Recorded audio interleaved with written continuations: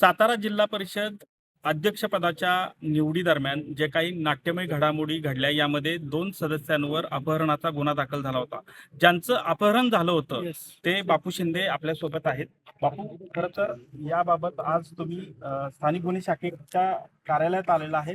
नेमकी काय आपली तक्रार आहे आणि याबाबत काय नेमका जबाब नोंदवण्यासाठी आला? जो माझ्या बाबतीत जे अपहरण झाल्याचा जो गुन्हा दाखल झालेला होता तो खोटा आहे आणि त्या बाबतीत जबाब देण्यासाठी मी आज या गुन्हे अन्वेषण विभागामध्ये आलो आहे. तुमच्या मुलाची तक्रार याबाबतची होती की जे काही 45-40-45 दिवस झालं ते तुमचं अपहरण झालं होतं अशा पद्धतीने. 45 दिवस कुठले नाही, हे काही महिनाभराचा जो काही नाही, कार्यकाल नाही. होता तो या अपहरण झाल्याचं असं म्हणणं होतं. नेमकं काय विषय आहे याबाबत? म्हणजे अपहरणाला असाच विषय कळला मला बर. आणि त्याबद्दलचं लेखी मी इलेक्शनच्या 19 आणि 20च्या रात्री Mahabaleshwar police station Y police station दिलेले बर. आणि तशी क्लिप तयार करून बर. मी 20च्या पाठे म्हणजे 1च्या 2च्या दरम्यान ती क्लिपचं जसं माझ्या थोडक्यात मेहनत ते मी माझ्या एका मित्राच्या मोबाईल, माझा साधा मोबाईल आहे ना, मित्र ती क्लिप तयार करून मी SP ने पण पाठवलेली आहे.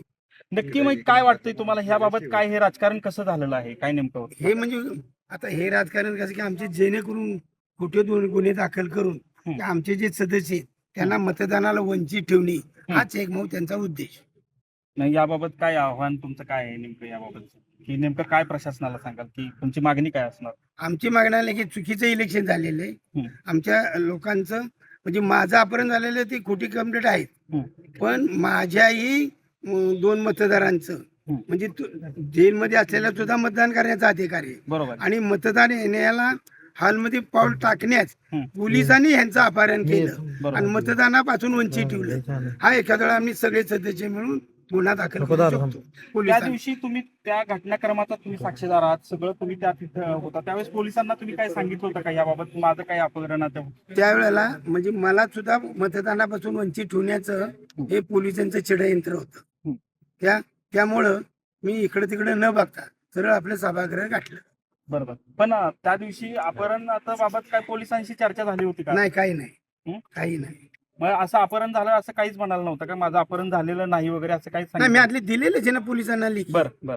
मी महाबळेश्वर पोलीस स्टेशनला दिले, वाई पोलीस स्टेशनला दिले, SP न त्याची क्लिप पाठवलेली बर. म्हणजे मतदानापूर्वी पाठवलेलीच आहे ना मी की माझं अपहरण झालंच नाही हे मी दिलेलीच आहे ना.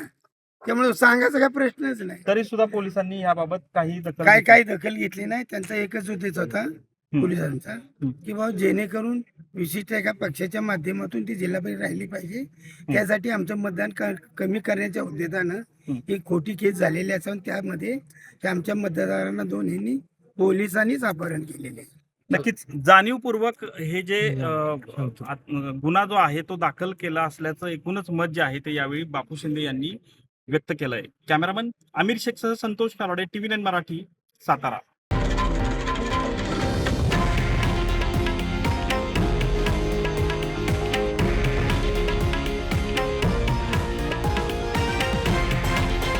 हे आहे देशातील नंबर 1 न्यूज नेटवर्क आणि आपण पाहत आहात TV9 मराठी, एकमेव.